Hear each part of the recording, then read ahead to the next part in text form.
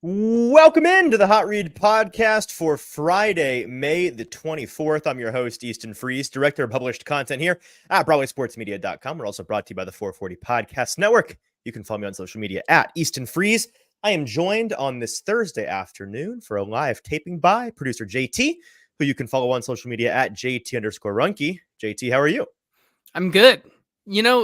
I don't know what's up today, but the cicadas outside in Nashville today were More actually cicada fodder? it wasn't as bad today. So like my day for me personally is really built on if the cicadas annoy me enough that day or not. And they Maybe haven't annoyed me yesterday's today. downpours knocked enough of them out of the trees to their watery graves. Maybe that's what happened. Hopefully. I think that's what happened. And you know what? I'm forever grateful for that. Listen, couple of football guys here, not cicada scientists. So True. we're musing. Did you see that today? Big show, big news on Will Levis today. Did you see this? No, I didn't. You didn't see the news? It came in at number 27, I believe, on Chris Sims' preseason quarterback rankings. Very Did big he deal. really? That's a lot. Yeah, That's he's probably he's been that's all over. higher than I expected. He's been So all over the all over the Twitter timeline. That's been what people have been talking about on Will Levis today. It's crazy. I wonder what his day's been like. Anyways, we are today. We got an awesome topic. Very cool show for you. It's the under pressure draft. JT and I met this morning for our pre-show meetings. Like, what do we want to talk about? No OTAs today. It's time for some offseason topics. It's time to get editorial with it here on the show. And we decided on an under pressure draft, both for the Tennessee Titans and for the rest of the AFC South. Who or what is under the most pressure going into the 2024 NFL season? We've got 3 each for the Titans and 3 each for the rest of the AFC South. We are going to discuss and debate them today, an emphasis on debate, because I don't believe we've ever had a pre-show meeting, JT, more adversarial, more discontent, more on different pages than we did today. You and I see these things very differently, and there's going to be some arguing on today's show. So I'm looking forward to a fight. I have done my prep work, and I hope the folks watching with us live have brought their popcorn. oh yeah, I'm excited. I've never called you a bozo more in a pre-show meeting than I did today. And um even though you've continued to double down on it, I'm interested to hear what you've said because you've told me who you think is under the most pressure for the Titans, but I haven't heard the reasonings yet. So I'm excited to, first of all, react to that live, and second of all, continue to tell you why you are so wrong. Yeah, we're entering the courtroom today. Both JT and I, we know who we are arguing for, but we don't know what the argument is. So we are looking to change each other's hearts and minds. And maybe that will happen today. I'm assuming my very strong, well thought out arguments are going to change JT's mind. I doubt he'll be changing mine at all. I'm a very open-minded fellow, but not to dumb arguments. And I don't usually revel in making you look stupid on the show, JT. You do it so well on your own anyways. I don't need to add to that. But today I'm gonna help make you look dumb. So let's dive into that in one moment. First, if you're with us live, we appreciate you being here, and we've got a great show planned for you. Do us a couple of favors. First, if you're watching on Twitter or on Facebook, leave those places. Head on over to Broadway Sports Media's YouTube page. It's Broadway Sports Media on YouTube. Find this live stream, and then you can join in the comment section. Derek and Joey and Stoney with the Sobros Network, who is asking for a literal fist fight today through the screen. I will punch my monitor. Like the videos of like 49ers fans after the Super Bowl where they're throwing TVs. Is that were you doing practice on your phone? Is that why that's what happened to it? My phone literally just died minutes before we got on the show. It won't turn on, and I feel so. I think I've realized in the last 15 minutes that I have a problem because I feel naked and like there's a general level of discontent within my heart right now that nobody can reach me. Yeah. It's made worse by the fact that the screen is dead, but the phone is not dead. So every notification, every text message, it's all still buzzing and coming through. I know that things are happening, but I cannot see them, and it's driving me mad. And I can't like go and retweet the show on different accounts like I usually do. So hey, help us out if you're watching live. Hit retweet, hit like, hit subscribe if you're on YouTube and you're not subscribed already. Almost to 1,000 subscribers on YouTube. Very, very big milestone that we are almost to. So help us out in that regard if you're not subscribed already. But if you're on Twitter, do us a favor today of all days. Hit retweet for us. JT, let's just dive into it. And I let you go first in the Titans pressure draft. I went first in the AFC South pressure draft. So without further ado, here's our under pressure draft for the Tennessee Titans. Who's your number 1 overall pick, JT, for the person most under pressure heading into the 2024 NFL season? So really interesting for me to pick one here because I like when we were talking this morning, I have such a different idea of truly what's under pressure right now with this team than maybe you do. And I think that goes to show, especially how we're talking about this. But I think that one of the players on this team who is under the most pressure in this preseason process and into the season is Nicholas Petit-Frere. I think when you look at a guy who is vying for that right tackle spot with a lot of guys who probably are other options at that spot who may also be vying for that spot. Nicholas Petit-Frere has not really had a consistent, go at the right tackle spot in such a long time. You look at, he showed flashes in his first year with the team in his rookie season, although down the stretch, those rookie moments really started to show for him. Then last year, he really did not do himself any favors with the gambling suspension, and then bringing himself into that fold of an atrocious offensive line right there for the rest of the season. He did not help himself either. Now he's also continuing to be hurt with that same injury that kind of sidelined him for the rest of the season. And so this offseason is a huge one for him, as that spot is for him to lose. And Titans, with Bill Callahan bringing in guys like Leroy Watson and, having Jalen Duncan on the roster who could probably vie for that spot, it's going to be his to lose. And I think he may have a really decent shot of losing that spot because of what we've seen over the past couple of months with his play. So for that reason, I think Nicholas Petit-Frere, if he, doesn't meet expectations, there is a real possibility that he could get usurped. And, going into year 3, I know he was a 3rd round, developmental prospect, but you would want to see more from him right now. That is a crazy first overall pick. I think that's a really insane choice. Is he under pressure this year? Sure. Is he under the most pressure? I think that's crazy. And I think you kind of made my argument for me there at the end. Is he really under that much more pressure than Dylan Radins, than Jalen Duncan, than Leroy Watson, than John Njoku? Who is writing NPF in at right tackle right now with anything other than a faint dry erase marker that can easily be wiped away when nobody's looking? That I don't think it's his to lose personally. So maybe that's where we're kind of off base. Is he probably the favorite for it? I'd give him a slight favorite, but frankly, I think it's going to be really about who shows up in camp. And, based on his injury history and last season, not really getting much of a chance to the gambling, he's not been able to get out there and be with the team for some really important periods of the season. You mentioned him being a third round pick. I think that 3 years removed from being drafted, that draft stock has worn off a decent amount.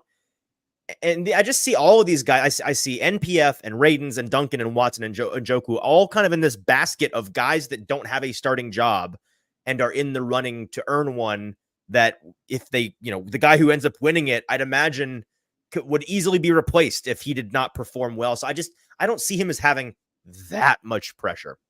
I think he does, considering, what you look at this line, the rest of the line is really set. They have the potential this year to kind of blow Titans offensive lines of years past out of the water. And, Nicholas Petit-Frere, out of those guys we just mentioned, Dylan Radins, who personally, I don't think, if he has to move over to right tackle, that shows me that Nicholas Petit-Frere might as well just hang it up right there, because this team already sees he can't even be a backup in the league. He has to retire.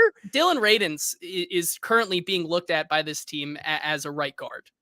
This team. But haven't you heard the legend of Dylan Radins versus the San Francisco 49ers in prime time, where he actually ended Nick Bosa's career? 0 pressure, 0 sacks. He was the greatest tackle to ever grace God's earth. Are you not familiar with this? Oh, I am. But at the same time, one major amazing performance does not execute the fact that with Bill Callahan on the roster and on the coaching staff now, thinking that this guy is a right guard, I see no really avenue for Dylan Radins to ever make it back there. But if he did, that would How can you say there's no avenue? They all have a blank slate. We has already asked them. No, we asked Bill Callahan the other day, like, what did you think about these guys playing right tackle? And his answer, without saying it, was like, I don't know these cats. They're going to have to prove it to me. No, like, just I think it's going to be purely like just eye tests. I don't know your name. I don't know much about you. Like, maybe I've watched some of the tape, whatever, but you're going to earn no prerequisite information in his brain in terms of who he wants to go with. They're going to have to go out there and earn it. So why doesn't Dylan Radins have just as good a chance as MPF? Because we've seen for 3 you just think years he's not now, good?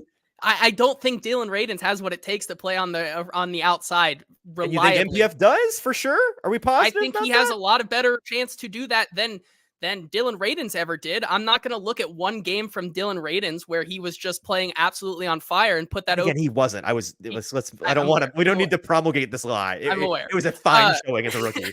You know, over the consistency of flashes that we've seen from Nicholas Petit-Frere. And maybe that's just because I think that if Nicholas Petit-Frere plays up to his potential this year, I think that this offensive line can be one of the better ones in the NFL this year from the get-go and can absolutely drastically change what the Tennessee Titans identity on the offensive line has looked like for the past 3 years. So maybe I am putting a little bit more stock into a Nicholas Petit-Frere who's been with this team, has survived through this kind of nightmarish, hellish offensive line situation, and now really gets his opportunity to show that he still does belong with this offensive line group. So I think with that all being said, he does have a lot of pressure on him to actually make an impact this season. And maybe that's where we define pressure differently, because for me, pressure is a lot less about what you have to gain and a lot more about what you stand to lose. And I don't think he stands to lose a whole lot. I think he's like not got a whole lot right now. You're right that he could earn a starting tackle job in the NFL and get himself paid. Like, yes, he stands to earn a lot, but so do these other guys. Technically, on paper, they may not be the favorites to do it, but like they have just as much an opportunity to do it as MPF does. So I'm not gonna lie, you didn't really change my mind on that one, but maybe you did. The folks that are, if you're listening live with us, let us know in the comments who you think makes a better point on MPF being under pressure this year. Here's my first one, JT. And I already know you gave me a weird look when I said this is my first overall pick.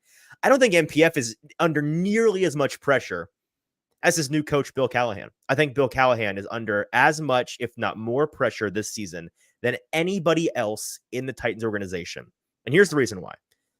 The primary point here is that the legend of Bill Callahan over the last 2 months has grown to the point of there being so little margin for error for him. There's a reason that you and I on this show have been preaching he's a fantastic coach, but he's not a miracle worker. And like you're going to have to be patient. You're going to have to realize that some guys just don't cut it. You're going to have to realize that coaching offensive linemen, it is a slow process. This is not an overnight thing necessarily. And I think when you compare him to the past offensive line coaches the Titans have had, not only does he come in with the reputation that precedes him, and he, people are talking about him as this masterful guru, the best offensive line coach in the NFL, not even remotely in the same league as the past couple of guys that have been O-line coaches for the Titans.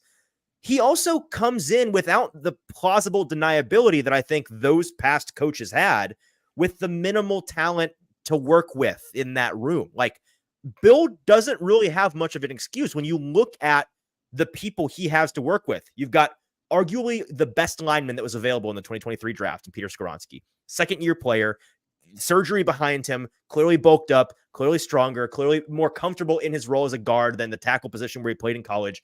He should be a good lineman under your tutelage. And you got a top 10 tackle in the 2024 draft. Yeah, he's a rookie, but you handpicked him.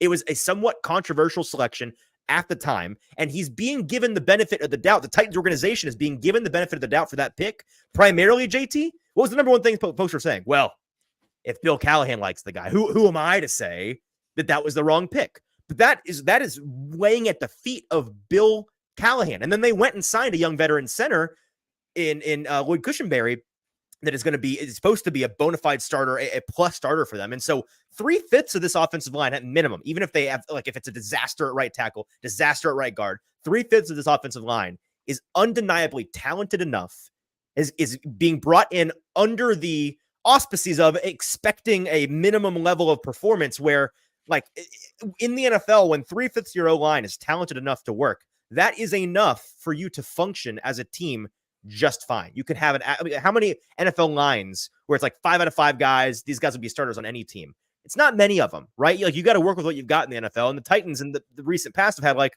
2, 1, 0 starting offensive linemen. You got 3 now. And so the ultimate point here is that not only is he under the pressure we've given him by his reputation, but also the Titans offense, like that's the focus of this season heading in, that it's going to be different. It's going to be revolutionary. Look at these weapons they brought in. Will Levis here too. Brian Callahan. Oh, I can't wait for the system, right?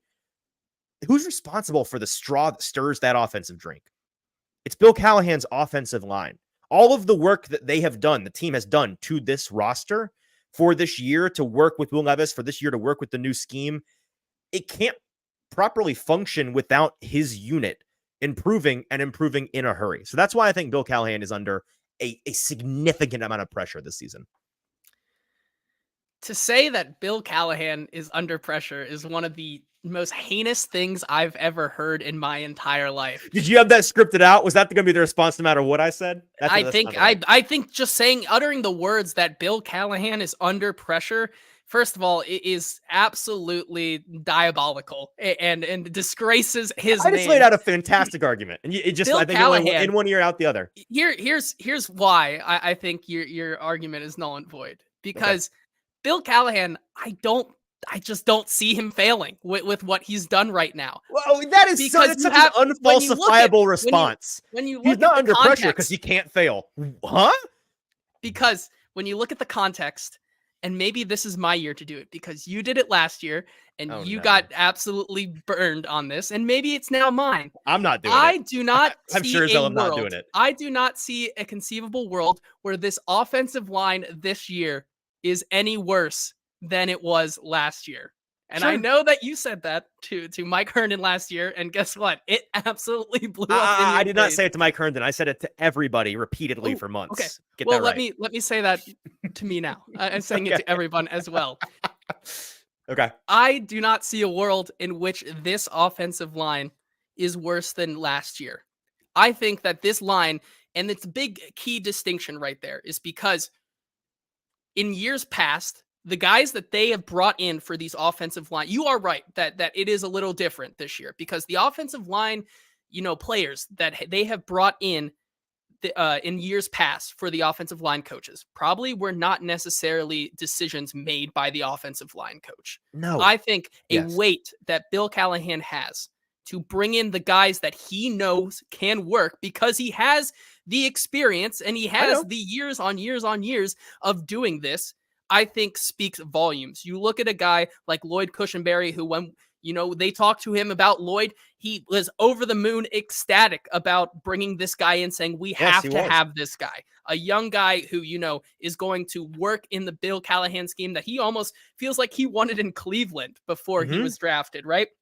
You talk about a guy, J.C. Latham. You said, it's not really the sexy pick, but it's Bill Callahan's guy because Bill Callahan knows what he wants. And we've seen this time and time again. You go back in the last decade, and I can look at 2 times. We've talked about this the entirety of this offseason of ways that he, has done this before, bringing in, going into that Dallas Cowboys line, with the young talent that they had, also having a hand in handpicking that in 2012 to 2014, where we were arguably talking about the Dallas Cowboys as the best offensive line in the entire league. Go to the Cleveland Browns, where he brings in the Alabama guy. I'm blanking on his name now. I'm getting Tristan Wirfs in my head. Yes, in Cleveland. Jedrick Wills. Jedrick Wills. There it is. Bringing him in. as Tony says in the comments here, bringing Jedrick Wills and changing him to the left side, and they now have a top 5 unit there. Bringing in these guys, you talked about this weekend, where Bill Callahan's talking about bringing in guys like Leroy Watson, these guys on the cheap that may have not been viable starters, but he has something that works in his scheme. And so for that reason, I think just looking at, the experience that Bill Callahan has and, what we think that he can do, I really don't see a world where he can fail, because we talk about when Bill Callahan was brought in by the Titans. It's really crazy to say that when Bill Callahan was brought in during that Senior Bowl week, we talked about how, oh my God, what a huge, yeah, that's fair. You know, what a huge. I win. He admitted I win, by the way. Is that okay? Whatever. Well, if the second choice is Bill Callahan, I don't know if anybody's going to win at all. Can I defend myself against your rebuttal here? One more thing. Finish. I'll let you finish. During the Senior Bowl week, we talked about how drastically of an upgrade this was, right, for Bill Callahan to come in, and how much Cleveland is going to miss that dude. To now say that he's under the pressure that, if this doesn't work out, like, this is a mind that has been working on this stuff for the past 25 years. Yes. If it doesn't work in the beginning, I don't think that's a problem whatsoever, because like you said, it takes time. So if anybody's going to think that after 2 or 3 weeks of the NFL season that Bill Callahan is a bust because this line isn't working together yet, I think is absolutely insane. Okay, I think your argument's a poor one, and here's why. All I'm hearing is not that he's not under pressure. I'm hearing a lot of, he's not under pressure because I don't think he's going to do poorly. That's not how that works. Like, yes, Patrick Mahomes is under a lot of pressure with the Chiefs. That's not because everyone thinks he's going to fail. It's because if he's not good, you got problems. And as Shrike says here in the comments, his track record means, this is Shrike saying, his track record in terms of Bill Callahan means that if players fail, it's on the players. Let's think through some scenarios that could go wrong with this offensive line, right? If it's week 8 and we're like, man, Lloyd Cushenberry has been dreadful. It's been a problem. He like the interior of the offensive line, it's not working, and it's in large part because of Lloyd Cushenberry. You tell me we're not going to be then saying, hey, Bill, this was your guy. Like, what's going on here? What is the disconnect? And it's not that we know this guy can't play center in the NFL, because we saw him for 4 years with the Denver Broncos. He can play center in the NFL. Okay, let's take it to the left tackle position. He's a rookie, so like there's room for this. But if we get to near the end of the season and it's like, man, maybe year 2 will be lights on for JC Latham. But so far in year 1, it has been stagnant. I don't know if this is going to work. Really, I don't see a whole lot of growth, or it's been so up and down. I don't know what the deal is here. We're not going to say, hey, Bill, that's your guy. What is the issue here? What's going on here? If they get to week 17 and this line as a whole is still, bottom 5 pass protection, and I'm not saying it's going to be, I don't think it's going to be. I think this is going to go well. I'm just saying, in a world in which it does not work, he is going to be the one who is scrutinized. Not the fact that, he's got no players to play with. Not the fact that, these players stink. If it is these players stink, they're his players. They're the guys he went and got. So he's the one that's going to be responsible for that. And that's just the big assumption that a guy who has this much history of having a successful offensive line group finally fails because it's the Tennessee Titans. I think that's what and that's going to be Cope. That's going to be Cope. That's the only reason I think you're saying that, because why have we? How can we look back at the history of what he's done to poor offensive line groups and seen him work his magic, and now say that it's not there? There's a really big reason that it might not work this year. Like, this is the same scenario that he has been in time and time again. And for him to say that he can't do it now because he might be like in a different situation. I'm not saying he can't do it. I'm saying he's under pressure because the fact that you are so certain he's going to do it, I think, is further proving my point that if he does not, it's going to be a big deal. It's going to be a really big problem because the Titans are definitely looking to contend in 2024. Like, this is a team that is back on track. I think this is still... Does that excuse their offensive line getting no better? Certainly not. Well, I don't think that's even in the realm of possibility, because once again, they're for sure getting better. I forgot. They are for sure getting better. So, okay. There's just... To call Bill Callahan having pressure on him when I am trusting him fully to know what he is doing is just how I think that is just an insane argument. Okay, well, we're 30 minutes in. We've got other things to talk about, so we'll move on. I made my case. Folks in the comments seem to be siding with you. I'm afraid that you're all mistaken, but that's okay. Who, JT, is your second pick, 3rd overall in the 2024 Titans pressure draft? My second one here, and the third one No, overall. hang on. I need you to say I need you to say this with a straight face. Yeah, I just want to see I'm it. about to. Okay. The wide receiver on this team that is under the most pressure this offseason is the training camp darling himself, Kyle Phillips. Because I think, and you think this as well, and you told me this earlier today, that there is apparently no chance that this man now makes the roster. This is a gross misquoting. I said no such thing. Okay. Here's why I think Kyle Phillips is under the most pressure out of all these guys. It's because he's looking outside of his spot now when he really didn't deserve to have that in the first place, in my opinion. This is a guy that I think, yes, has the injury history to have a lot of question marks about him. However, if you look at the guys that they have brought in and drafted, Jaquan Jackson, they still have a Kyrus Jackson on the roster, Colton Dow, these guys, they also have suffered a lot from injury, the injury bug the past season and a half, 2 seasons here. Kyle Phillips, for better or for worse, out of those kind of guys, have been kind of a little bit more dependable for him and this offense the past couple of seasons or past 2 seasons. When he's healthy, he has been shown to be a playmaker. You go back into that Miami game where Will Levis was driving down the field. Kyle Phillips is a huge reason that the Titans were able to come back in that game. And so now you look at Kyle Phillips, who has been with this team and has really fought to actually make an impact on this team. Now looking down the barrel of a team that has Tyler Boyd on it now, who is going to play that slot position for this team and be the starter. You look at Jaquan Jackson, who basically has already usurped him in the return game. So where does that leave him? Like you said, on the outside. And so I think that, with how this team may carry their wide receivers, because I think there's a notion that this team with Brian Callahan now might carry 7 or 8 receivers. I went back and looked at the Cincinnati Bengals roster at the beginning of the season last year and the year before that. They actually only carried 6 to start the season. This is actually really very surprising to me. I thought too, because I think of all the names that are around there: Charlie Jones, Andre Josephus, Trenton Irwin, Trent Taylor. Like all these backup guys behind Tyler. Were some of those guys not on the roster to begin? They were not on the roster to be in a year or two there. So with that being said, there's really, I don't think that many spots outside of the core 5, and then you have to assume that Jaquan Jackson is going to make the roster, which to me says that Kyle Phillips has to. I think the top 6 are in stone. Don't you? I mean, Ridley, Hopkins, Boyd, Burks are all obviously making the roster. Again, assuming Burks is still on the team, but if he is, which we think he is, they're making the roster.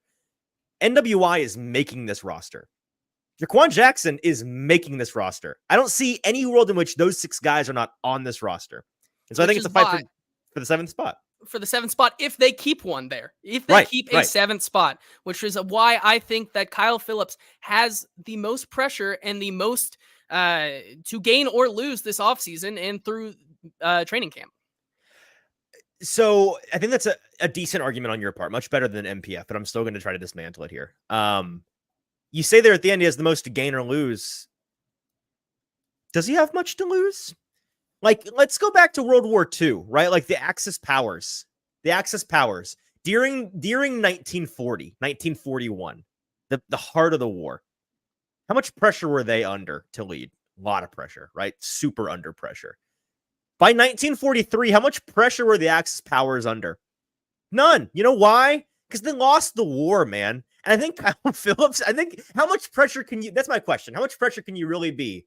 The battle of pressure when you've already lost the war.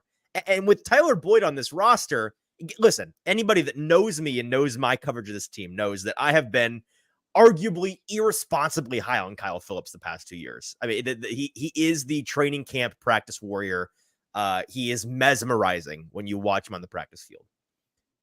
That being said, I like to deal in reality, man. That's my primary focus. And if I'm being honest, with Tyler Boyd around, are we sure he's on the roster in a couple months? Now, I did not text you he's for sure not on the roster, but as I just pointed out, I think the top 6 guys are set.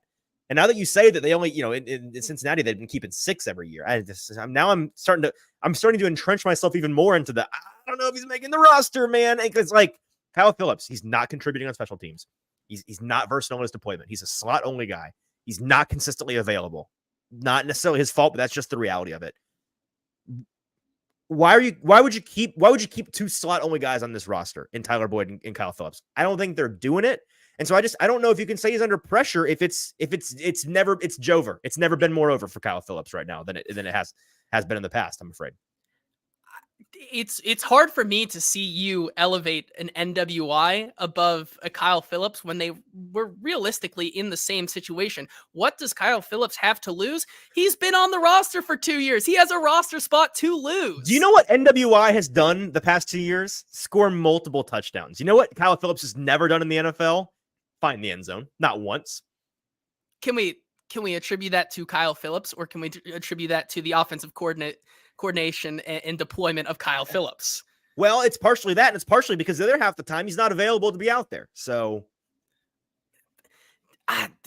listen, I love Kyle Phillips, and I would like to be wrong about this, but I don't know if he's under that much pressure. That's all I'm saying. I don't know. Considering that, going into 3 months ago, before Tyler Boyd is on this roster, before they draft anybody, Kyle Phillips is reasonably still saying, hey, man, this year might be different. Like, Kyle Phillips may finally carve himself out a role. And now to say that he can't even look to fight and feel the pressure to fight for a spot, and just kind of be saying that Kyle Phillips is done. He's in the water. It's over. And it's May 23rd, I think is pretty insane to say. Okay. All right. Well, we can move on to my, I don't disagree with you as much on that one as I do with the MPF. I think there's some validity to that one, but I find it interesting that we're starting this draft and the most pressure for this season are two guys we're not even sure are going to be starters, let alone on the roster for you. So I think that's interesting. Z-Dane, please stop. The comments are the comments are as unhinged today as the Twitter timeline has been outrageous today. My second pick, 4th overall here in the Tennessee Titans 2024 pressure draft. You've gone with the little names. I'm going with the big names here. I think it's Ran Carthon, and here's why. I think Ran Carthon is under a tremendous amount of pressure this year and going forward as long as he's the GM of the Tennessee Titans. And the number one reason, JT, I want to take you back to the discussion we had a lot this winter. This idea, and it's one of I believe it's an original take of mine because I've not heard it elsewhere. So I'm proud of it. And if somebody else has said it, I apologize for stealing it from that person. And don't tell me because I would prefer to think it's mine because it makes me happy. There is a natural cycle when it comes to the mob of fan bases coming for different, like the Grim Reaper of a fan base coming for your soul in the NFL. It cycles between 3 entities ultimately. It's the head coach, it's the quarterback, and the GM. And that cycle dictates Ran Carthon is next on the hot seat. Whether that comes soon or later, he's going to be the next one. If you look at the timeline, the last grouping here was John Robinson, Ryan Tannehill, and Mike Vrabel. That was the last at each of those positions. They have all since been replaced. First, it was John Robinson, fired in November 2 seasons ago. They replaced him with Ran Carthon in that spot in the offseason. That was before this past season began, right? That was last spring. Ryan Tannehill, not necessarily replaced for his performance as much as just getting hurt, can't stay on the field. Okay, it's time to get the rookie in there. He's been replaced. And then after him, most recently, is the head coach. Mike Vrabel gets fired at the end of the season. You bring in Brian Callahan. Will Levis is certainly still in his honeymoon period. Brian Callahan, we're going to talk about this more in a minute. He's never been more of a honeymoon period than for him right now. It's Carthon next. And even if you love what they did in free agency this year and you love how they did it, which I think I do on both of those fronts, they still did it, right? And they spent, they blew their load financially. They have spent the money that was there to spend. And they did the whole win free agency thing, got all the big names, spent the most money. They spent big on the kinds of players that, historically speaking, those signings earn you the most scrutiny if they don't work out. And then not to mention, he's already used up his my guy card at quarterback, arguably. I don't know necessarily because, it's historically speaking, there's a doomsday clock with GMs, right? That if you draft a quarterback in the top 10 and the top 5, you have started the clock on yourself. No matter how well you do elsewhere in roster building, if that guy does not work out, you're going to lose your job. That has been the case for pretty much everybody besides like Joe Douglas in New York with Zach Wilson, and he's hanging on by a thread to the Aaron Rodgers debacle. Generally speaking, you lose your job there. when you draft the guy at 33, I don't know if that's the case. Like, I don't know if that's going to get you fired if the second round pick doesn't work. But, they're tooling around him like you would with an Anthony Richardson, like a CJ Stroud, like the exact same thing. You're building up a team for him to be the guy. And so I think all of that lends itself to it's his team now. This is his product. They have done some things that from a national narrative standpoint can look really bad if the Titans are bad. We've talked about it. The idea of when you win free agency, you're under a lot of pressure there. And I think that's where he has positioned himself. Once again, that being your second pick to me is it is a good second pick for you. For me, I never even thought for a second that Ran Carthon could be considered in this situation. Ran Carthon this offseason. Imagine you go into a new job. You get a new job and you go through your training, you go through your onboarding, you meet all of the people, you start to off of training finally and get to work for this company. And then imagine if that company basically says, we're just going to blow up this company. Company's gone. Bye. New company. Here it is. Where are you going with this? That's exactly basically kind of what the Titans did. Basically kind of. That's a crazy de-escalation right there. Say it with your chest, JT. The Titans brought in Ran Carthon right, and then proceeded to blow everything up around him to give him the reins to make this the team that he and for a further extent, Amy Adams Strunk wants to make this team.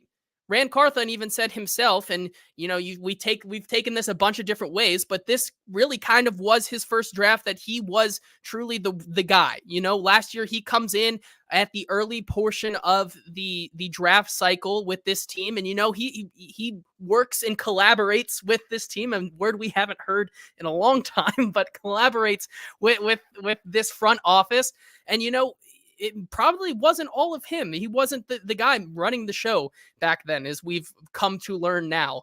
Now, with all of that out of the way, this truly was Ran Carthon's first crack at it, if you like, for better or for worse. Mm-hmm. And so to say that Ran Carthon is now immediately under pressure when everything around him kind of was blown up so that he can continue. It has begun. He's under pressure now. I agree. I just don't think that it can be said in the first year of this kind of. So when does the pressure start? When does it start now that it's his thing now? When does it begin? You get a 1 year grace period? I think you look past 1 year, and because like we've said, this team is not looking to contend right away. I think that's something that we have said is pretty evident from day one, despite bringing in L'Jarius Sneed, despite bringing in Calvin Ridley, despite bringing in all of these like known commodity veterans. This team still has a lot to work on, especially if you look at the defensive side of the ball. They're bringing in a lot of young rookie guys to play key pivotal parts at the linebacker position. There's still question marks to be had with the front seven as well as the safety position. Like, that defense is not fully ready to become the Titans defense of old yet and be one of the top units in the league. You look at the offensive side of the ball, like we've said, this offensive line may take a year or so to get where it really needs to be under the guidance of Bill Callahan. You look at some of the skill position players. Tony Pollard is nice, but we need to see Tyjae Spears take another year jump. What is the plan? Oh, you mean the guy that he drafted? That guy? The guy that Ran Carthon is responsible for? One of the many guys that he is responsible for, sure. Right, but one of his guys, however, we need to see him take a next step there. What are they going to do with the wide receiver position, past this year? I think those are all questions that are, we take a year from now, and then we can assess how he handles those situations. But to say right now that what he's doing kind of just off of the cusp of, the John Robinson mistakes, now it is his show. I don't think we have enough to say that Ran Carthon can be under pressure because we haven't seen it fail yet. How does he respond to that? And I think here that's you go where again. This idea that because they haven't failed, they're not under pressure is crazy. And I'll just say this, and then we can move on because we are really going along today. Shrike saying that Ran is in his second year. He traded up for quarterback. He's not under fireable pressure yet. I'm not saying he's under fireable pressure. What I am saying is it is undeniable that even more than most other GMs, because of the way that this offseason has transpired, because of the amount of resources they have had and then spent, the success of the Tennessee Titans in 2024 rides very heavily, very squarely on Ran Carthon's shoulders. The decisions he made will be what dictate how this season goes. And like, if you want to, like, well, it's all the GMs. I don't think, like, Chris Ballard up in Indianapolis, they decided, let's bring the whole team back except Joe Flacco. Like, that'll be the whole thing. And then we'll get AD Mitchell and we'll get Lazio and we'll call it a day. Same team. I'd say that the pressure is less on him and more on the coaches. Cause like the idea was they all got together. They said, let's bring in the same guys. We'll coach them up. Like, don't worry. The coaches have got this. The guys we have are fine. I don't think, like, obviously they're guys he drafted or the guys that he signed. And so there's pressure there for sure. And with him, there's the whole, his quarterback needs to work out. That's a separate thing. With Ran Carthon, it's so different. It's like, coaches be damned, maybe, because these guys you brought in, they either are worth their big dollar contracts or they're not. And that's something that I think within 1 year, within 2 years, we're going to look back either very fondly or very negatively, or I guess maybe with supremely mixed emotions on some of these choices, these contract choices, either amazing masterclass stroke of genius or like we did with the Patriots after they had that incredible Jonnu Smith, Hunter Henry. There was the quarterback or the wide receiver from the Raiders who I'm blanking on, who he can't catch. I can't forget his name. Like they went and spent a ton. No, it was the guy. Remember that? Nelson Aguilar? Oh, Aguilar. Yeah. The guy that, like, after a fire on local news, he's like, I caught, unlike Nelson Aguilar, that guy. That's what I know him by. We look back on that in a really negative light. And that's the kind of light I think we can look back on Ran Carthon if this does not go well. And that's pressure to me. So, yeah. Okay. Let's move. Final piece, and then we can move on. I was just going to say, I think the difference between GMs here is that the Colts are in a different place than the Titans really are right now. The Colts were this close to making contention and realized that they have something here if it can all be put together. And so that's why you bring back a lot of those guys, because they know that this can work if everything goes right. So therefore, when you bring back those guys, of course there's not going to be pressure, because you saw how close you can get to the results if a few different things. Literally, if one pass is caught differently, we're talking about a whole different offseason for the Colts, right? So I think that's, and you look at where the Titans are, which, once again, I don't think that they're truly ready to go in 2024. I think that's where the disconnect is. Okay. Well, as Strike, and I understand here, Strike saying as soon as Amy officially chose him and gave him the reins, the pressure clock started. That's where I'm at. That this is 100% where I'm at. It's still high, but if they aren't competitive, he's on the hot seat. That's pressure. So yeah, Shrike, you agree with me. I understand that. And I think JT's wrong, but you know what? Let's let him redeem himself with his third and final pick here in the Titans pressure draft. JT, who's your last pick for the person in the Titans organization under the most pressure in 2024? My third and final pick, I'm going to go with the main lady herself. Amy Adams Strunk, I think, is under the most your best pick by far. Best pick. Because of the way this kind of Houston Tennessee Titans rivalry has kind of built itself up. That's the angle you're going with? Is the petty off-field rivalry? Not where I was going with this. I think, well, that's just one of the parts. I think that's where it started and why she is now under the most pressure. You see last year with the uniform debacle, maybe a definite reason of why Mike Vrabel finally kind of soured in her mind last year after the Houston game. I think that is a really big thing here. Now she realizes, and we all realize, that these things matter a lot to her. You kind of look at what the Titans are doing, or the Texans are now doing with their new uniforms, making those kind of off-brand, the Columbia Coke Blues. Yes, the Coke Blues, as you call them. Those are something that, and the comments that the Houston Texans ownership has made have now kind of reignited this rivalry between these two fan bases that may have not been as strong in years past there. You look at that, as well as a new stadium on the way where things are not going to be great around the stadium. for the checkmate from Stoney here. No one can fire Amy Adams Strunk. You're wrong. True, but people can stop watching, I think, is the main point there. That, with a new stadium on the way and with the parking situation next year, if this team doesn't put an entertaining product out on the field, I think that that's going to show in her decision making. We've seen kind of the at sometimes backwards way of making her decisions. So I think there's a lot of pressure for Amy Adams Strunk, who has kind of gotten to a point now where, you look at the John Robinson firing, you look at the Mike Vrabel firing, and it's been in a very weird way. Now she has kind of put this on a direction that she wants. Let's see how she reacts to this when it doesn't go so well. Or if it does. Like, she has a lot of pressure on her because she has now made a bunch of decisions with putting Ran Carthon in that seat. And now it is time to see how those will pay off. Okay, this is your best pick, and at first I was disappointed because there's a real argument here to be made, and you weren't making it, but then you finally got into it at the end, and I hadn't considered the Houston angle. I think you got something there, but I think you buried the lead on what I'm going to kind of elaborate here and mostly agree with you on. The way that she has been a decision maker for this team from the very top, being aggressive and forward thinking, generally speaking, is fantastic in the NFL in terms of ownership. It looks great on paper until you start going in the wrong direction, right? And so you look back on what she's done recently, the big moves. Okay, you move on from Mike Mularkey in 2017, despite making the playoffs that year, was a bold move at the time, but you hire Vrabel, proven to be a wise decision at the time. Mularkey's ceiling was he kind of reached that ceiling, he capped out. It was time to move up in the world with Mike Vrabel, and you did that. Then you move on from John Robinson in the middle of the season in 2022. It was a bold, aggressive move at the time. Hired Rand Carthon, who is yet to truly prove himself as the right move. So all indicators so far are that he's certainly an upgrade over what John Robinson was doing there at the end of his tenure, but proven to be a great GM. Not quite. There's no way for him to have so far. You need time for that.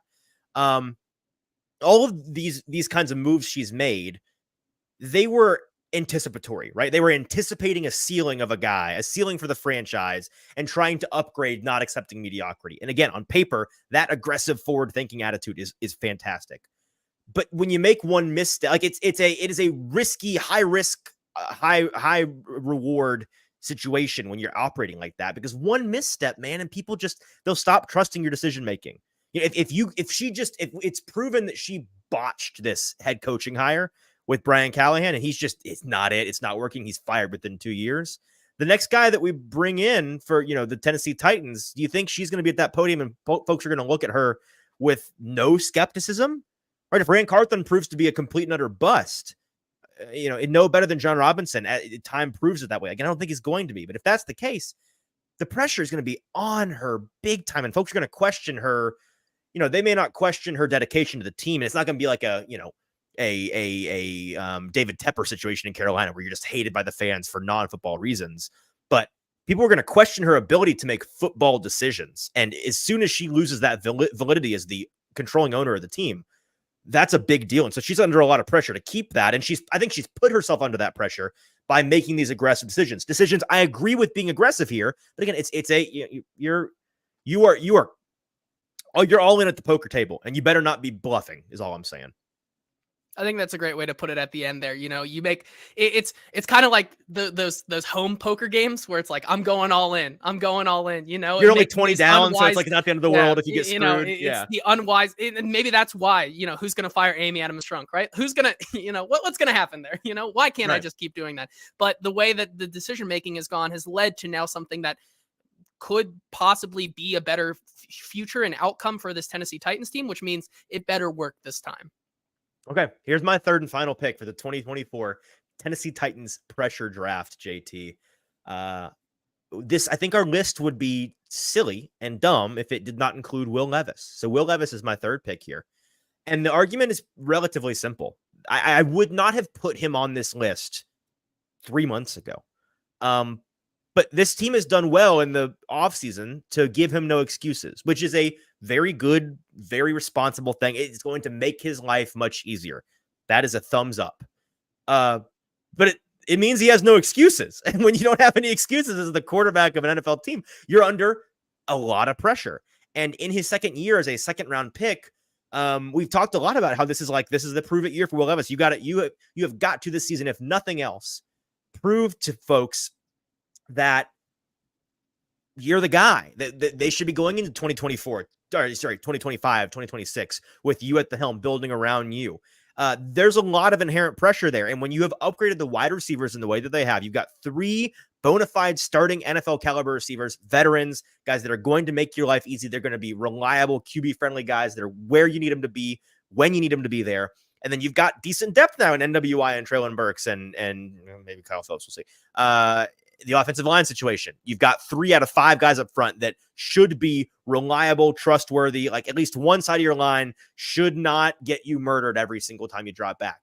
The new head coach offensive scheme situation could not be a more advantageous upgrade from what Mike Vrabel was to what Brian Callahan is going to be for you. Not just the fact that he's so offensive minded and he's going to be the play caller and all these things, but more importantly, we've heard him talk a lot recently about how his philosophy is it's not about your system or your way or the highway. It's about the coaches that best tailor the team that they have, the situation that they have to their game plan, tailoring it to the situation, the team that they have. Those are the guys that are the most successful in the NFL. And so he's looking to make a bespoke offense for this guy. That's another reason why you better work, because they're doing it for you, man. Like, this is not you coming in to relieve Ryan Tannehill last year and you just got to make it work in the system that was designed for him. Nobody, this is yours. And then finally, the full offseason as a starter. Like, you've got all offseason, you're getting starter reps, you got time to develop chemistry with these guys. Unlike last year where it's like, well, he's thrown in there at the last minute, what are you going to do? You didn't have time to prepare. You got all the time in the world to prepare this time, man. You're in there, it's time. You got to make it happen. I think there's a lot of pressure on him. Yeah, I totally agree with you. And this would have been my first pick, but then as I gave you the bone, I think my reasoning for not taking this is because this has been the narrative the entire time, right? This is a very established narrative. It's a layup. It's a little bit of a layup, but it is the grand Will Levis experiment here, right? It is this. We've given you the pieces. We've given you the control. You are the variable. Go out and prove to us correct that this can work. And I think that's why he's under a lot of pressure. I totally agree with you that he probably is the most. I didn't pick him because I thought, it was very obvious, but yeah. All right, so we're moving on to the under pressure draft for the rest of the AFC South, the Jaguars, Colts, and Texans. Before we do, just the recap for the under pressure draft for the Tennessee Titans. JT, he thinks Nicholas Petit-Frere, Kyle Phillips, and Amy Adams-Strunk are the three individuals in the Titans organization under the most pressure. I went with Bill Callahan, Rand Carthon, and Will Levis. If you were with us live, real quick, let's sell the show a little bit, JT. If you're watching with us live on YouTube, we appreciate you being here. Let us know who's winning so far, as we got 3 more picks each in the AFC South. I think we'll agree more on these than we do on the Titans ones, but maybe there'll still be some debate here. Hit subscribe if you're on YouTube, hit like, all of those things that can help us out. We appreciate you guys doing that for us. And then if you can hit retweet and like on Twitter, if you're over there, massively, massively helpful to us. Be a friend, tell a friend. That's what we always say. So let's get to the AFC South portion of this under pressure draft, JT. You got the first pick with the Titans. So I get the first pick with the rest of the division. And my number 1 overall pick is Dougie Pete. Give me Doug Peterson, head coach of the Jacksonville Jaguars. Here's an interesting thing I think folks may not realize. JT, if you take out the 2017 Super Bowl run that the Eagles went on with Doug Peterson and Nick Foles, you got a statue for it out front. To his credit, Doug Peterson really milked that Super Bowl thing, didn't he? I mean, he got all of what he could out of it. If you take that season out where they went 13-3, as a head coach, he is under 500, 47-50 all time. Never won more than 9 games in a season as a head coach, except for that 1 year with Carson Wentz and then with Nick Foles. And he has been smooth sailing despite it being not horrible, but, kind of a definitely an underwhelming situation so far with the Jaguars. Because he came in, he was the replacement for Urban Meyer. The bar could not have been set any lower at that moment in time for the Jacksonville Jaguars. He comes in, and that comparison, you just coast on that. But I think that's kind of wearing off now. The specter in our minds of Urban Meyer seems like the distant past. And now it's like, hey, Doug, what are you doing with this team? Because you have a guy that was dubbed, you go to his Pro Football Reference page. One of his nicknames is the Prince that was promised. We all here know that was Chig Okonkwo. But he was the Prince that was promised. He was the most highly touted quarterback prospect to come out of the college ranks in years. What are we doing with him? Like, what are we doing with this team around him? And from a play calling, you're supposed to be the offensive guy, Doug. You come in, and some of your coaching decisions frustrating. You're giving play calling responsibilities to other coaches on your team whose names I'm totally blanking on. Press Taylor. I think it's Press Taylor. Press Taylor was calling the plays at one point last year for the Jaguars. Why, Doug? It wasn't going well. People were very frustrated with his play calling. Like, what? Why is that something that you're doing when you're supposed to be the offensive guy? Can you imagine midseason this year? Suddenly we find out, Brian Callahan is giving play calling responsibilities to Nick Holtz. How's that going to go over? Not good. Like, that's kind of what the Jaguars had been doing last year. And I don't know what the explanation was there. And then here's the last thing, JT. He was the quarterback or the head coach for the Eagles, gets fired, does the smart thing, spends a year taking it off, then became a highly coveted a head coaching candidate that cycle after a year off, comes in for the Jaguars. if he gets fired, when historically the correct way of phrasing this is when he gets fired from the Jaguars job, is he getting another opportunity, be a head coach somewhere? I think this is it for him. I think this is his head coaching legacy. Is you got to figure it out with the Jaguars. And I'm not sure you're getting another opportunity. And so I think Doug Peterson is under an immense amount of pressure in 2024. And I'll give you a lot of credit on there. I do tend to agree with you on a lot of that, but I think the thing so begrudgingly, that I think really stops it for me is that a team like the Jaguars, and there are owners out there who, much like a first round pick getting multiple and multiple and multiple chances, winning a Super Bowl, I think especially for a organization like the Jaguars, that still definitely means something no matter what.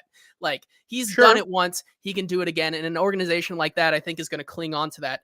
And, I think that he might be under pressure, but I don't think he's the most in Jacksonville, because Trent Baalke, I think, is under even more pressure than he is. Is that your next pick? It is a beautiful segue into the fart man himself, Trent Baalke. I think Doug Peterson is not under as much pressure, because the pressure should be going on Trent Baalke, because we even said to ourselves, after this draft this year, that's kind of been 3 drafts in a row that have not really yielded results. I mean, you look back at some of the biggest draft picks he's made. He took Trayvon Walker over Aiden Hutchinson, which has not worked out. Last year, taking Anton Harrison, taking a Brenton Strange in the second when there were still really good options on the board, taking a Tank Bigsby in the 3rd last year. How about this year? Just going to LSU Pro Day and calling it a day? Exactly. Taking Brian Thomas Jr., taking Mason Smith when there were better options. There were 3 LSU defensive linemen in the draft, and he picked the 2 worst ones. Yeah. Taking these kind of guys. Doug Peterson, I think, with Trevor Lawrence, I think those two are definitely kind of hitched now at the hip, Trevor Lawrence and Doug Peterson. But what has really Trent Baalke done around those 2 major pieces to make this a team that actually scares you? You look at that defense still, and after 3 drafts here, it still isn't one that really pops out saying, man, they have so many dogs that can really get to the quarterback. Or what's the strength of that defense? What do you hang your hat on? Exactly. You put a Josh Allen, maybe? Josh Allen. In a resurgent year, but that's 1 year outside of what he did his rookie year. There's a lot of unproven points to that defense. And then you look at the offensive side of the ball. You still look at that wide receiver room after signing Gabe Davis and drafting Brian Thomas Jr., and you still look at it like there are a lot of question marks about what Brian Thomas Jr. can be at the next level. Gabe Davis not necessarily is a 1. Christian Kirk has a nice connection with Trevor Lawrence, but it doesn't scream at you like this is a dangerous offensive team that can put up a bunch of points on you. As much as Doug Peterson can get this team somewhere, Trent Baalke is not really given them the amount of weapons and ammo needed to really make a run in this AFC South that has seen teams around it like the Colts and Texans really just get really, really good and have these dangerous offensive weapons. Right. I think this is a fair one to have on the list for sure. And I have to be consistent. My point earlier about punching your quarterback doomsday clock. Baalke has done that with Trevor Lawrence. But the reasons why I'm kind of skeptical if he's kind of a cockroach. I'm not sure he can ever die. He survived Urban Meyer, which that was his thing. And he stuck around. He's had the number 1 overall pick and used it not to great success so far.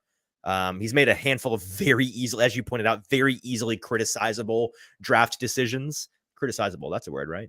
And then there was at least some reporting that indicated Doug Peterson I went back and looked at this today. When they hired Doug Peterson, he wasn't the Jaguars' first choice, and that they were trying to hire Brian Leftwich, but he wanted to bring his own GM, so they ended up going with Dougie P.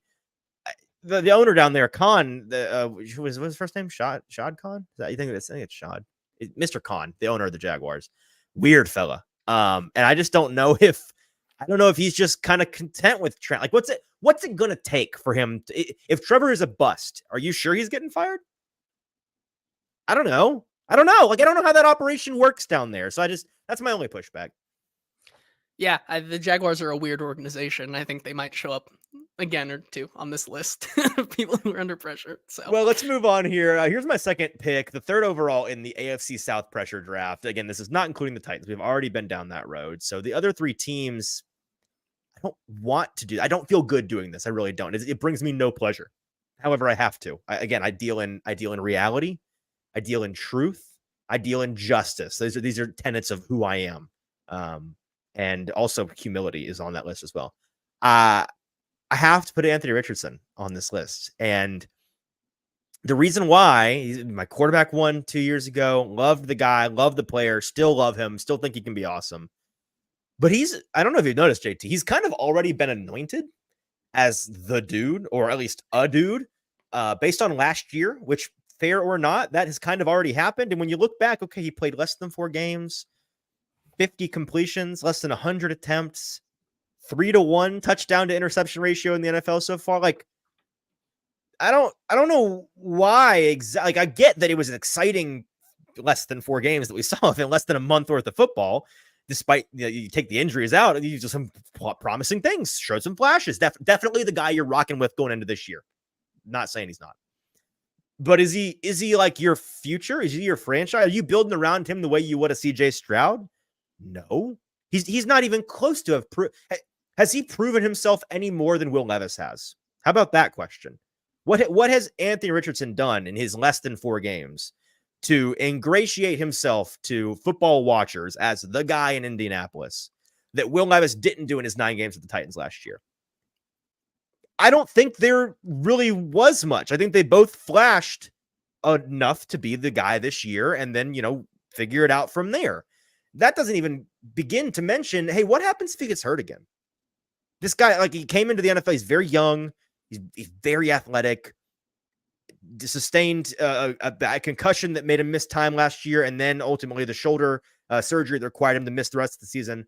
He's back. The shoulder's good to go, we've heard. But if he misses significant time, or again, God forbid, all of the season, what do you do? Like, the pressure on him to stay available and also be very good, I think, is extremely high in 2024.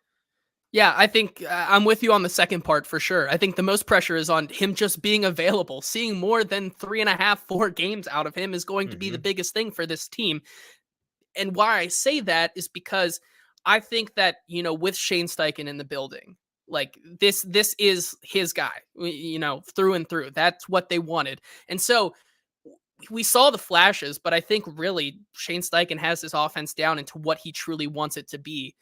So I think that's more of an extension of what Shane Steichen can do versus Anthony Richardson is just that, he's the muscle hamster athletic freak that is going to be the gateway, for Shane Steichen to make this offense truly cook. Not saying that on his own, he's super talented, but putting that pair together, it's kind of like Shane Steichen getting a Jalen Hurts, 2.0 with some extra beef on him right there. Right. So like with that being said, I agree with you that the availability thing is the biggest part. And I see what you're saying with some of the flashes, right? I think we could see more of those flashes if he just stays healthy. So that's why I think, definitely that's the biggest part for me. Yeah. Okay. I don't disagree with any of it. So I think, we are much, the first half of this episode drove us apart, but I think we're being pulled back together for our agreed disdain for certain individuals in the rest of the AFC South. Who's your second pick? Who is your second guy in the AFC South under the most pressure? My second guy in the AFC South who is under the most pressure is Texans offensive coordinator Bobby Slowick. Going into year 2 with CJ Stroud, you saw what he can be, which is a top 5 quarterback in the league. Bobby Slowick goes on a tour of maybe getting hired away. Hot candidate. He was a very hot candidate going into the end of the offseason, but then you start to hear some things. There were rumbling that, things are between him and some of the players. Like there might be a disconnect there. It's not this amazing thing, maybe I even, can see some connections to maybe he's the new kind of Eric Bieniemy, where he is this very good offensive mind. Whoa. His offensive mind, That's crazy. But can he be a head coach? Like, how does he, connect with his players? Those are a lot of questions that I think people started to have in his first tour. So I think this year is a big one because if he can continue to make this offense, be really, really good with even better pieces. A Joe Mixon now, Stephon Diggs is in the fold there. They, continue to have a really solid offensive line. If this guy continues to cook, I think it helps to alleviate some of that pressure come the next cycle. But if you start to see some hiccups as well, and you start to hear more of these things that, the connection there with his players is not the greatest, I think for the Texans and also for his job chances to be a head coach down the road here, I think that is the biggest pressure point for him this offseason and into the season. I have so little notes on this. I agree. The locker room discord thing was absolutely a thing that I heard from people in the NFL. I don't know. It may be overblown, but to say like, no, there was none. No, I have it on good account. There was some issues there. And then, the head coach candidate on paper thing, like the offense at his disposal this year at the Texans. Talk about a no excuses. You cannot afford to underachieve with that group. And I think he left some things to be desired in terms of patterns, predictability, scheme, creativity, decision making. Actually having some bespoke game planning thing. Like his first year as a OC, so like I'm willing to hear him out for year 2, but I think he's under a lot of pressure. So I agree entirely. Here's my third and final one, JT. And we're sticking with the Texans in the my final pick here for the pressure draft in the AFC South. Give me CJ Stroud. I think CJ Stroud is under immense pressure this year because what's the margin for error? You're talking about a guy that has something, stands to lose something. What kind of room does he have to experience any kind of sophomore slump, any kind of growing pains? The help around him, again, just like Slowick, super no excuses vibe. Like you've got the help around you. You should. I mean, there's no reason to believe he wouldn't be because he was awesome his first year. Fantastic. I expect him to be. But if there's any kind of hiccup, like here's the ultimate question, JT. When was the last time? Who was the last guy that was this hyped up after his first season? Was this pre-anointed? Going into year 2, it's like everyone's already kind of thinking, I don't know if he's top 5 in the NFL at quarterback, but like he's right there. If you told me he's in your top 5 quarterbacks in the NFL, I wouldn't argue too hard. It's Patrick Mahomes, right? Like that. I can't think of the last time before Patrick. There were guys, but after Patrick, I don't know who was this hyped after his first year, and he deserves that hype. But the pressure comes with the hype, and I think that CJ Stroud is under a ton of it this year. Yeah, I think you could also maybe put, if Patrick Mahomes got a grace year and then, really took off, you could also say Lamar is maybe in that same thing where, the expectations, especially in his first year where he didn't play all the snaps, he played like half, and then, kind of showed those flashes and then really hit the ground running. CJ Stroud does that in his first year. It's like, this is a guy that I think. Yeah, but even then, Lamar won the MVP that year, right? That first in his second year. Yeah.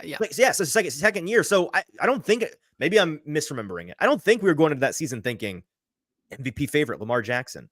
With Mahomes, I think we were. And with Stroud, like, I would go look it up. My phone doesn't work anymore. I don't know what the MVP market is. I would bet a significant amount of money he is near the top of the list as a potential MVP because he fits all the criteria. Like, fantastic first year, young player, rookie contract, got a ton of help around him, hot team. I think he should be on that list, but like there's pressure to perform there. And we have seen guys in their second year of the NFL, like defensive coordinators have film on you and they've been grinding it all summer long, buddy. They're going to find ways to break you, and it's up to you to change. It's up to you to adapt and stay one step ahead. And I'm not saying he can't be that, but that's one of the big things why we see guys have struggles in the second year of fully starting for a team.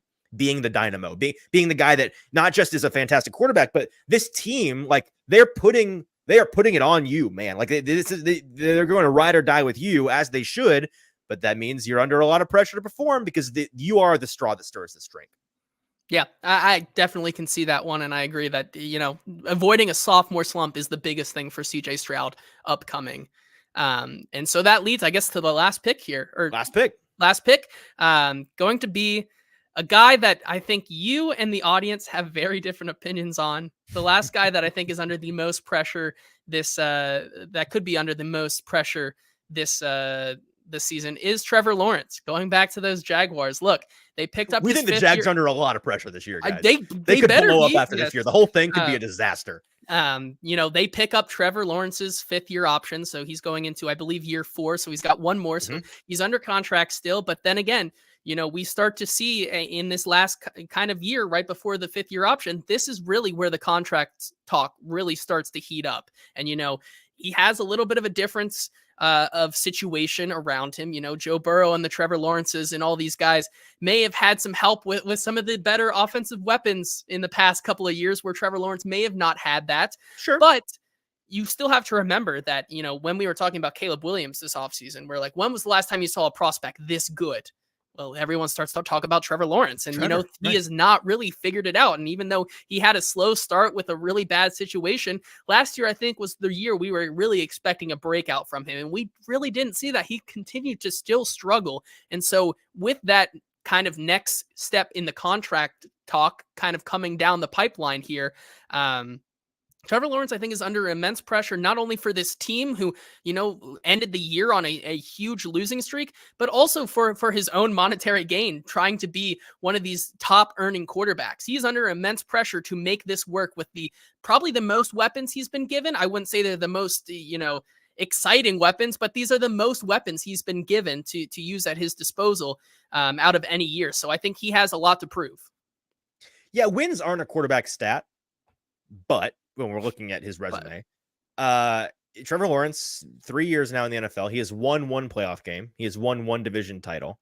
Fine. But perhaps more importantly, he has blown 2 opportunities to get to the playoffs in the 11th hour of the season. And wait, is this? No, I think he's done 4 full years, because his first year, they certainly didn't make it to the playoffs. And they've blown 2 opportunities. So actually, I think he's done 4 full tours here. We can fact check that. Yeah. But the point being, he's blown it twice. They've blown it twice. And despite that, he's going to get paid. Like, this guy's getting $50, $55, $60 million a year, this new contract. It's a matter of when, not if. And he's being asked, as you mentioned, like, he's got weapons at his disposal, but he's being asked to elevate this offense. Like, when you're bringing in Gabe Davis, and Brian Thomas Jr. is your first round pick, but, you know, he's a little bit on the raw side. And, like, you know, it's Christian Kirk and it's Gabe Davis behind him. And then at tight end, it's Evan Ingram, who's very helpful, but then, you know, Brenton Strange, like, he's being asked to elevate this offense a decent amount. I think a fair amount for his caliber of talent. And I think that he's under a lot. I'm not going to disagree with anybody who are like, I think the Jaguars are under pressure. And in particular, it's this guy. I think they're all under pressure. Like, besides Josh Allen and he just got paid. Yep. I mean, like, Brian Thomas Jr., not yet because he's a rookie, but, like, besides maybe those guys, I think they're all, the entire team, under pressure. They could all be losing their jobs this year if things don't go well. Yeah, I agree. All right, guys, that was it. That was fun. Jot that down. We're doing that again every year, if not twice a year. Maybe we'll do it again before training camp starts. Who knows? A little training camp pressure list, because that is a fun debate. I hope you guys enjoyed today's show. If you hated it, keep it to yourself. If you liked it, let us know. No, tell us whether you liked it or hated it. If you don't want to see it again, just let us know. We won't do it again. But I had a lot of fun. JT, I appreciate you being here. All the folks in the comments appreciate you guys being here. We'll be back next Tuesday. We'll be at OTAs, JT and I, on Wednesday. So on Tuesday, we'll be talking about, we'll figure it out. We'll talk about something interesting then. Until then, have a fantastic weekend. For producer JT, I'm your host, Easton Freeze. It's been the Hot Read Podcast. Make sure you're following us, liking, subscribing, all those things. Be a friend, tell a friend. We'll talk to you next week.